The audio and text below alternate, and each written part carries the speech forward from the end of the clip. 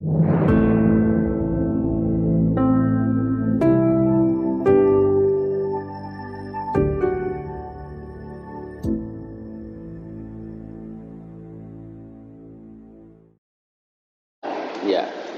Kalau misalnya meditasi ya, meditasi awalnya kan kita pengennya mental mauna, tapi kan pada kita pikirannya yang luhur ya. Nah tapi pada saat fisik kita, jasmani kita sakit, terus kita pindah ke vipassana, apakah boleh demikian? Apa itu vipassana? Vipassana kita mengamati jasmani. Jadi di saat saya sakit, saya amati jasmani kita. Dia jadi tidak bisa.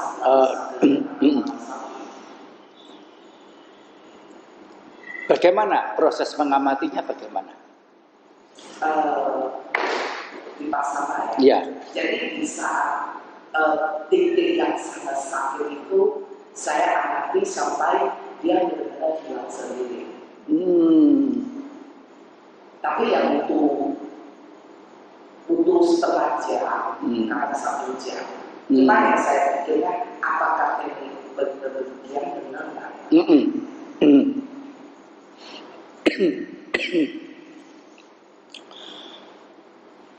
Tidak sedikit memang Bu ya, bahwasanya orang yang praktek meditasi itu semacam punya satu cara atau punya satu aktivitas, yaitu salah satunya adalah upaya meredakan kondisi sakit, khususnya ketika sedang bermeditasi itu, agar dengan pengamatan sedemikian rupa sakitnya itu bisa hilang. Ya, ada aktivitas yang dikatakan itu tadi, yaitu ketika ada sensasi utamanya sakit, itu dia akan kemudian memperhatikan titik sakitnya itu dengan satu harapan, terlebih adalah suatu kepercayaan, dengan menyadari, dengan penyadaran meditatif seperti itu, sakitnya akan hilang. Apakah ini valid begitu? Baik valid dari sisi medisnya, termasuk valid dari sisi spiritual, praktek-praktek spiritual dalam hal ini bermeditasinya.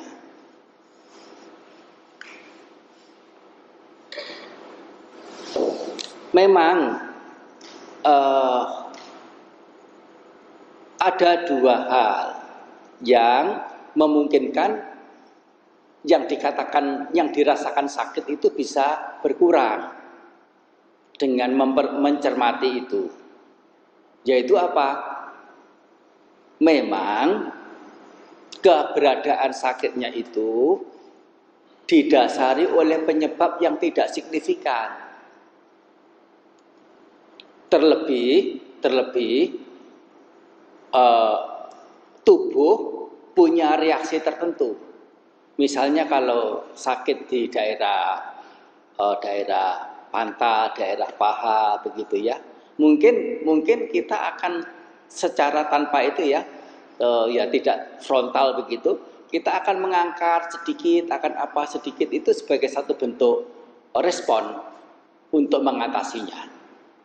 Atau kalaupun misalnya tanpa ada respon apapun yang nyata, dengan penyadaran itu artinya akan mungkin ada semacam relax, menjadi kendor. Itu memungkinkan. Nah, di sini yang saya maksudkan, apakah itu sudah sesuai dengan dari sisi medisnya? Penyakit nggak bisa hilang hanya cukup diamati.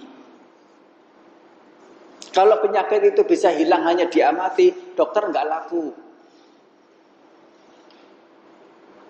Dan jangan meremehkan, semua penyakit, semua sakit dengan kondisi meditatif dalam tanda petik itu akan bisa hilang.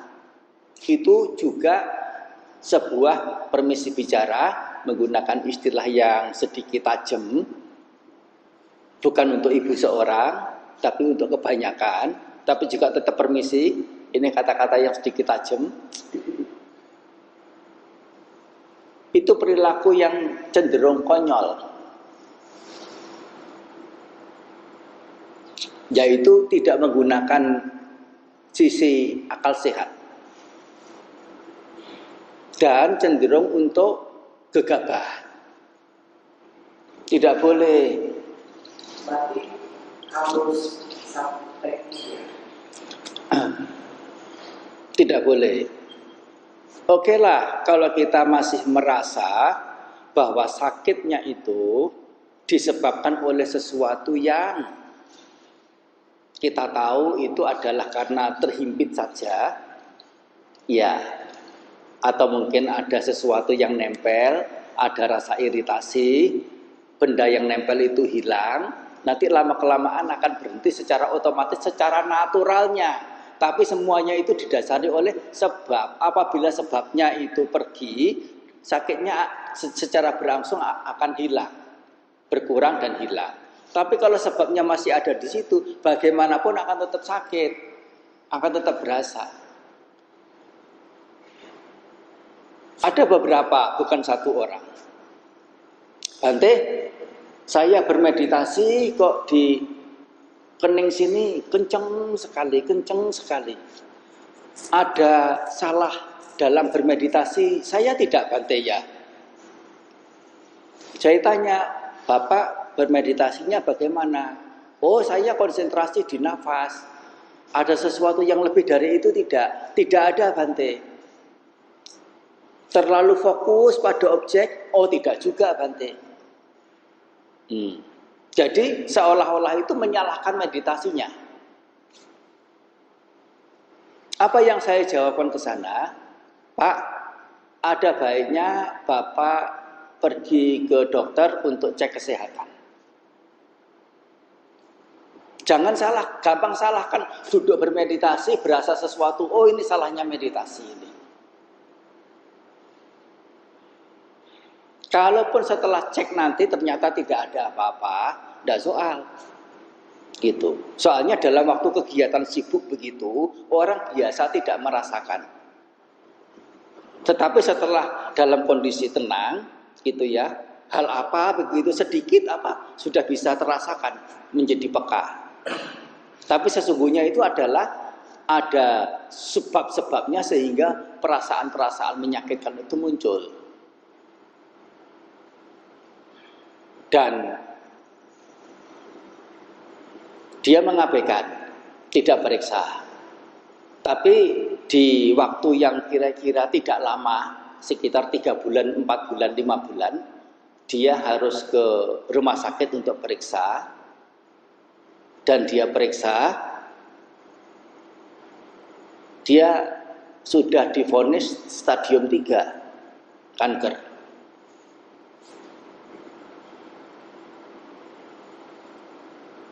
Jangan berpikir sakit, oh dengan meditasi nanti disadari bisa sembuh, hilang. Itu pembodohan. Meskipun sebagian, yaitu sebagian kecil, itu betul. Mungkin sebabnya itu tidak signifikan, sebabnya hilang, sakitnya hilang. Atau dengan metode yang disebut dengan relaksasi tertentu, itu bisa reda. Itu betul. Beberapa, soalnya yang namanya sakit ini kan 1001 sebab. Begitu. Dari sisi spiritualnya, tidak ada yang disebutkan bahwasanya meditasi itu dengan penyadaran sedemikian rupa pada bagian tubuh yang sakit, nanti bagian tubuh yang sakit itu akan reda, akan sembuh. Tidak ada disebutkan di Tipitaka manapun.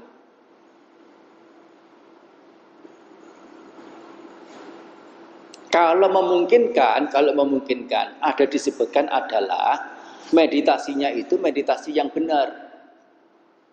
Yaitu bukan sekadar penyadaran pada yang sakit, melulu menyadari kemudian sembuh. Tetapi menyadarinya itu menyadari dengan dharma. Dengan nilai-nilai kebijaksanaan dan kebijaksanaan tingkat tinggi. Anicca, dukkha, anatta. Dan itu tidak semata-mata karena berucap oh anicca, anicca, anicca, oh anatta, anatta, anatta, sekadar afirmasi belaka, tetapi permanaan di dalamnya itu sangat-sangat detail, sangat-sangat mumpuni untuk orang yang sudah punya taraf pemahaman tertentu.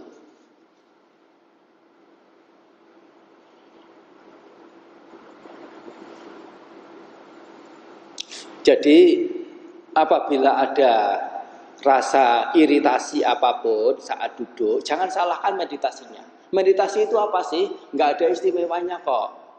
Kalau sudah duduk, apalagi di depan altar, pemikirannya ingin bermeditasi, seolah-olah menjadi orang yang sakral.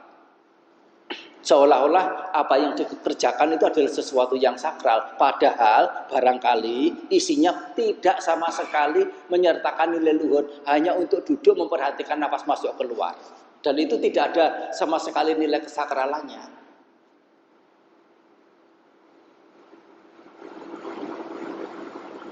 Kalaupun ada nilai luhur, ada nilai luhur meta, cinta kasih, atau kematian atau objek yang lain, termasuk anapanasati, masuk keluarnya nafas. Dikatakan sakral itu setelah ada nilai luhur yang diterapkan di dalamnya itu. Dan ini pun sebatas pada sakralnya itu di sisi batiniahnya, bukan duduknya ini yang sakral.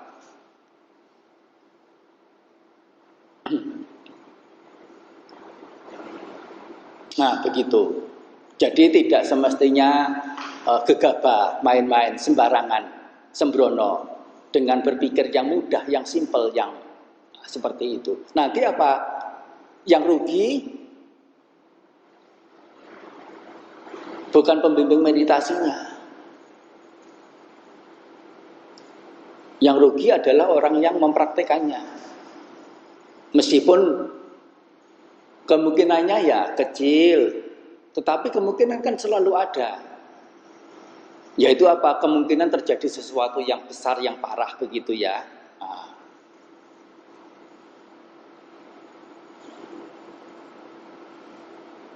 Nah, jadi perlu waspada juga. Secara medis itu tidak bisa diterima. Hanya dengan memperhatikan kemudian menjadi reda, menjadi sembuh. Konyol. Dan di dalam spiritual Buddhis sendiri tidak bisa cukup dengan menyadari titik yang sakit kemudian lenyap, hilang. Nggak ada diajarkan seperti itu. Kenapa di masyarakat kemudian tersebar isu seperti itu dalam lingkup Buddhis lagi? Miris kan, prihatin. Begitu Bu. Jadi tidak terlalu itu parno. Tahu parno Bu ya? Paranoid.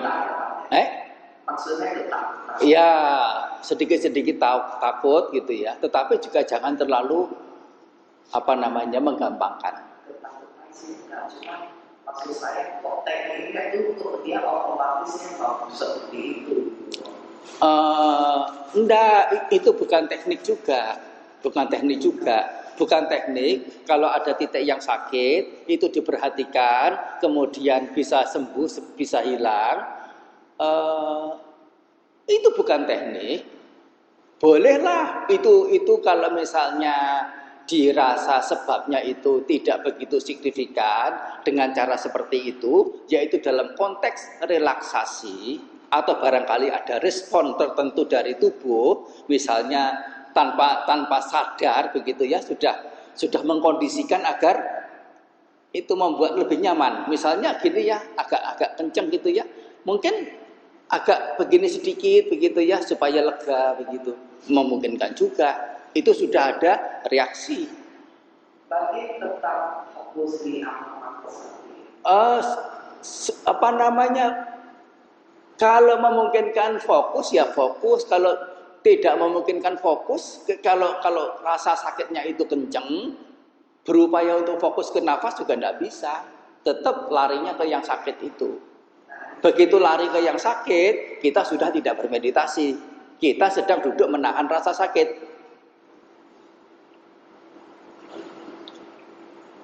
Jadi bagaimana mengatasinya? Perhatikan dengan baik, dengan teliti, dengan cermat, sakitnya apa, bagaimana, kira-kira perlu penanganan apa. Cukup dengan diperhatikan, kemudian bisa reda, sembuh, karena ada potensi sebabnya itu tidak signifikan, ya silahkan.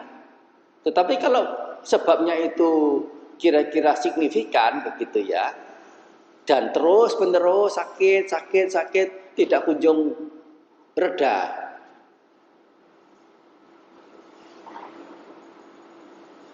Kita tidak bisa membiarkan posisi meditasi dalam kondisi menahan sakit seperti itu berlama-lama. Soalnya apa? Itu sudah bukan meditasi lagi, itu sudah sedang duduk berlama-lama untuk menahan rasa sakit. Objek sudah lari. Jangankan untuk menghadirkan nilai luhur, napas pun juga sudah hilang kemana.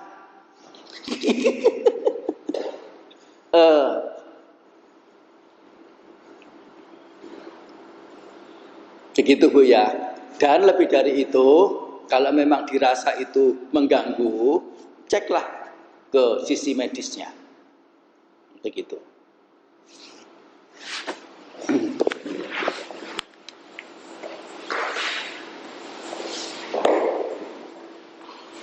Jadi ini apa namanya, betul-betul untuk meluruskan orang dari kebanyakan orang berpikir, ya orang berpikir yang punya kecenderungan apa pemikirannya itu, pemikiran takhayul.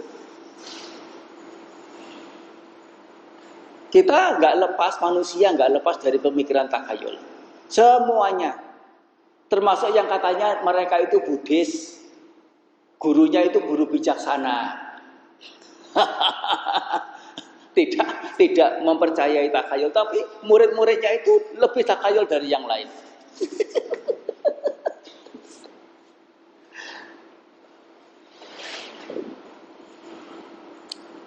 Sapitiyo wiwajantu